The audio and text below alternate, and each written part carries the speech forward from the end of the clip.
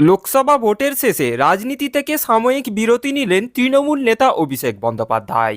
অভিষেক বন্দ্যোপাধ্যায়ের এই সাময়িক বিরতিকে নিয়েই চরমে উঠেছে জল্পনা। তাহলে কি তৃণমূল নেতা অভিষেক বন্দ্যোপাধ্যায় রাজনীতি ছেড়ে দিতে চলেছেন? তাহলে কি অভিষেক বন্দ্যোপাধ্যায় তৃণমূল পার্টির ওপর রেগে রয়েছেন? সমস্ত কিছুর উত্তর দিলেন তৃণমূল মুখপাত্র কুণাল ঘোষ। সাংবাদিক বৈঠক থেকে তৃণমূল মুখপাত্র কুণাল ঘোষ অভিষেক বন্দ্যোপাধ্যায় কী কারণে অবসর নিলেন রাজনীতি থেকে, তিনি কি তৃণমূল পার্টি ছেড়ে দিয়েছেন এবং তিনি কি তৃণমূল পার্টির বিরুদ্ধে কথা বলছেন, সমস্ত কিছুর প্রশ্নের এক এক করে উত্তর দিয়ে দিলেন তৃণমূল মুখপাত্র কুণাল ঘোষ। তো প্রিয় দর্শক, তৃণমূল নেতা অভিষেক বন্দ্যোপাধ্যায় কী কারণে সাময়িকভাবে রাজনীতি থেকে বিরতি নিলেন, তৃণমূল নেতা কুণাল ঘোষের এই ভিডিওটি ধৈর্য ধরে শেষ পর্যন্ত দেখলেই প্রমাণ পেয়ে যাবেন। অভিষেক বন্দ্যোপাধ্যায় আমাদের সর্বভারতীয় সাধারণ সম্পাদক, পার্টির সম্পদ, আমাদের সেনাপতি। এক্স স্যান্ডেলে তিনি যা লেখার পুরো সবিস্তারে তিনি লিখে দিয়েছেন এবং এও লিখেছেন যে মূলত চিকিৎসাজনিত কারণে তিনি একটা সাময়িক বিরতি নিচ্ছেন। ফলে এ নিয়ে অন্য কোনো আলোচনার কোনো অবকাশ আছে বলে মনে করছি না। উনি আমাদের তৃণমূল কংগ্রেসের সুপ্রিমো মমতা বন্দ্যোপাধ্যায় এবং তারপরেই অভিষেক বন্দ্যোপাধ্যায়, তারপর আমাদের গোটা পরিবার, তৃণমূল কংগ্রেস পরিবার। সেই পরিবারের অন্যতম সম্পদ অভিষেক বন্দ্যোপাধ্যায়।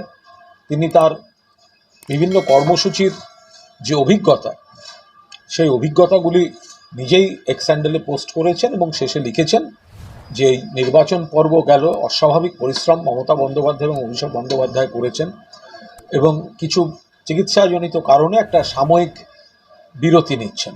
তো সুতরাং এর অন্য কোনো ব্যাখ্যা বা অন্য কোনো আলোচনার দিক নেই। যা লেখার উনি নিজে খুব স্পষ্ট করে লিখে দিয়েছেন।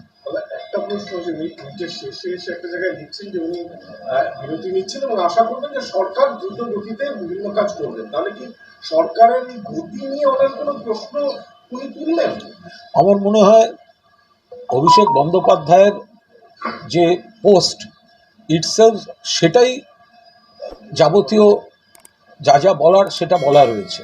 আর অভিষেক বন্দ্যোপাধ্যায় আমাদের দলের সেনাপতি, আমাদের তৃণমূল পরিবারের অন্যতম সম্পদ এবং অবশ্যই রাজ্য সরকারের অন্যতম শুভানুধ্যায়ী এবং সক্রিয় কারিগর একজন।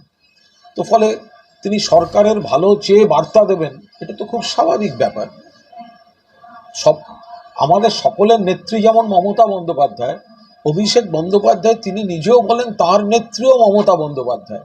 ফলে অভিষেক বন্দ্যোপাধ্যায় যে রাজ্য সরকারের শুভানুধ্যায়ী এবং রাজ্য সরকারের ভালো চাইবেন, ভালো চেয়ে কোনো বার্তা দেবেন, তো এটা তো অত্যন্ত প্রত্যাশিত এবং স্বাভাবিক ব্যাপার।